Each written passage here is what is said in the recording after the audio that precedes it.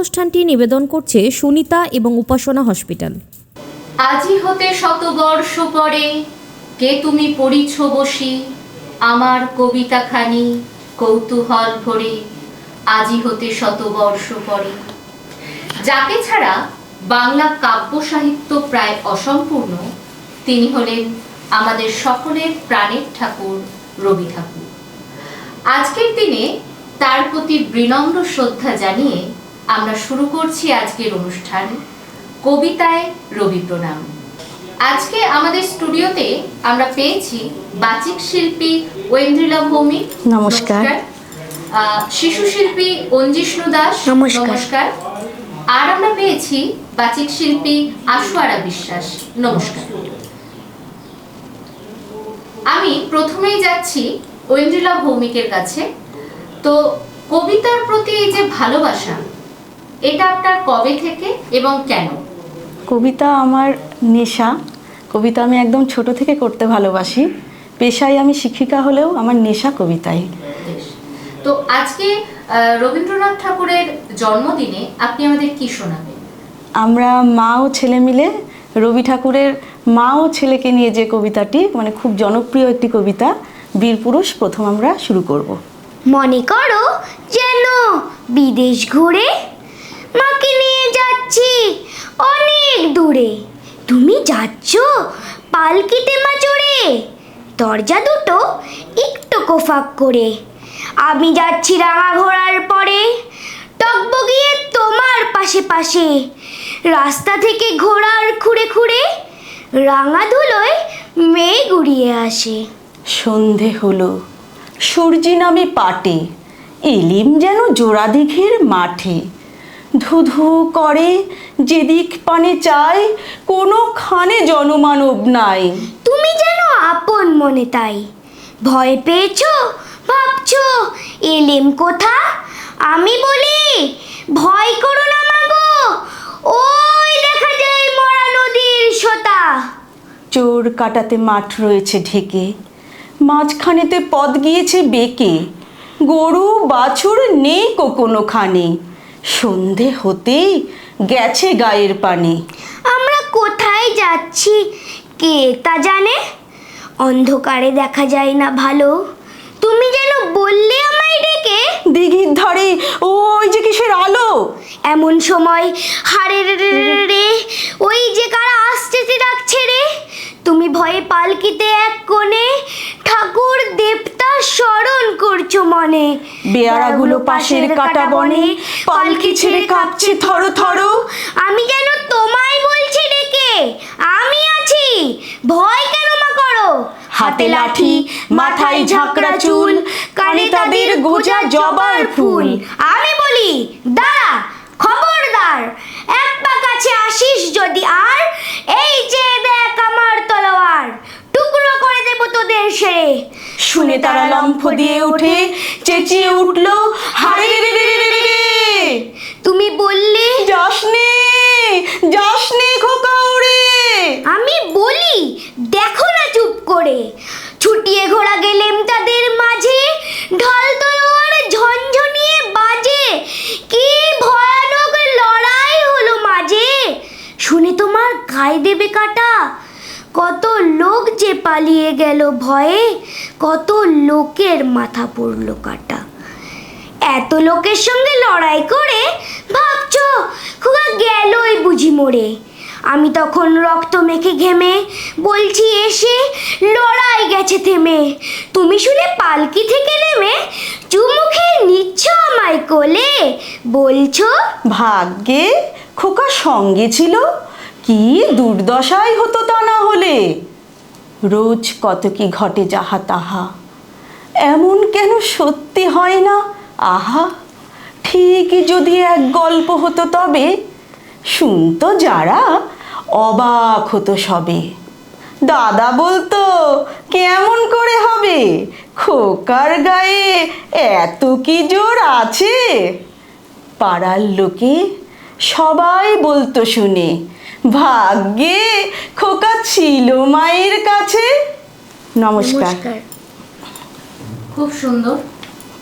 বীর পুরুষ শিশু কল্পনায় একটা যুদ্ধের কবিতা, এবং বর্তমান পরিস্থিতিও আমরা একটা যুদ্ধের আবহ লক্ষ্য করছি। সেই যুদ্ধের বাতাবরণ খুব ভয়াবহ, তবুও আমরা সেই যুদ্ধের বাতাবরণকে ভুলে আমরা গানে গানে কবিতায় আমাদের প্রাণের ঠাকুরকে স্মরণ করব এবং শান্তির বার্তা এভাবেই আমরা ছড়াবো। এবার আমি বাচিক শিল্পী আশোয়ারা বিশ্বাসের কাছে, আপনি আজকের দিনে আমাদের কি শোনাবেন? আমি শোনাবো রবীন্দ্রনাথ ঠাকুরের লেখা কবিতা হঠাৎ দেখা। রেলগাড়ির কামরায় হঠাৎ দেখা, ভাবিনি সম্ভব হবে কোনোদিন। আগে ওকে বারবার দেখেছি লাল রঙের শাড়িতে, ডালিম ফুলের মতো রাঙা। আজ পড়েছে কালো রেশমের কাপড়, আঁচল তুলেছে মাথায়। দোলন চাপার মতো চিকন গৌড় মুখখানি ঘিরে মনে হলো কালো রঙে একটা গভীর দূরত্ব ঘনিয়ে নিয়েছে নিজের চারদিকে, যে দূরত্ব সর্ষে ক্ষেতের শেষ সীমানায় শালবনের নীলাঞ্জনে। থমকে গেল আমার সমস্ত মনটা। চেনা লোককে দেখলেন অচেনার গাম্ভীর্যে। হঠাৎ খবরের কাগজ ফেলে দিয়ে আমাকে করলে নমস্কার। সমাজবিধির পদ গেল খুলে, আলাপ করলেন শুরু। কেমন আছো, কেমন চলছে সংসার ইত্যাদি। সে রইল বাইরের জানালার দিকে চেয়ে, যেন কাছের দিনের ছোঁয়াচ পার হওয়া চাহনিতে। দিলে অত্যন্ত ছোট দুটো একটা জবাব, কোনোটা বা দিলেই না। বুঝিয়ে দিলে হাতের অস্থিরতায় কেন এসব কথা, এর চেয়ে অনেক ভালো চুপ করে থাকা। আমি ছিলাম অন্য এক বেঞ্চিতে ওর সাথীদের সাথে। এক সময় আঙুল নাড়িয়ে জানালো কাছে আসতে, মনে হলো কম সাহস নয়। বসলুম ওর এক বেঞ্চিতে। গাড়ির আওয়াজের আড়ালে মৃদু স্বরে বললে, কিছু মনে করো না, সময় কোথা সময় নষ্ট করবার। আমাকে নামতে হবে পরের স্টেশনে, দূরে যাবে তুমি। তাই যে প্রশ্নটার জবাব এতকাল থেমে আছে সেটা শুনবো তোমার কাছে। সত্য করে বলবে তো? আমি বললি বলবো। বাইরের আকাশের দিকে তাকিয়ে শুধলো, আমাদের গেছে যেদিন একেবারেই কি গেছে, কিছুই কি নেই বাকি। একটু রইলেন চুপ করে, তারপরে বললেন, রাতের সব তারাই আছে দিনের আলোর গভীরে। খটকা লাগলো, কি জানি বানিয়ে পড়লেন নাকি। ও বললে, থাক যাও ওইদিকে। সবাই নেমে পড়লো পরের স্টেশনে। আমি চললেন একা। নমস্কার। খুব সুন্দর একটি কবিতা হঠাৎ দেখা। আবারও আমরা ফিরছি ঐন্দ্রিলা ভৌমিকের কাছে, আপনি এবার কি শোনাবেন? আমি আমার আবৃত্তির ক্লাসের বাচ্চারা একটা কবিতা খুব একজনকে তুলে দেওয়ার পর থেকে বারবার সবাই তুলতে চাইছে, এটা বাচ্চাদের খুব পছন্দের একটা কবিতা। তো আমরা শুরু করছি রবি ঠাকুরের রঙ্গ। এত বড় রঙ্গ জাদু, এত বড় রঙ্গ, চার মিঠে দেখাতে পারো, যাব তোমার সঙ্গ। বরফি মিঠে, জিলাপি মিঠে, মিঠে সোন পাপড়ি, তাহার অধিক মিঠে কোনা কোমল হাতের চাপড়ি।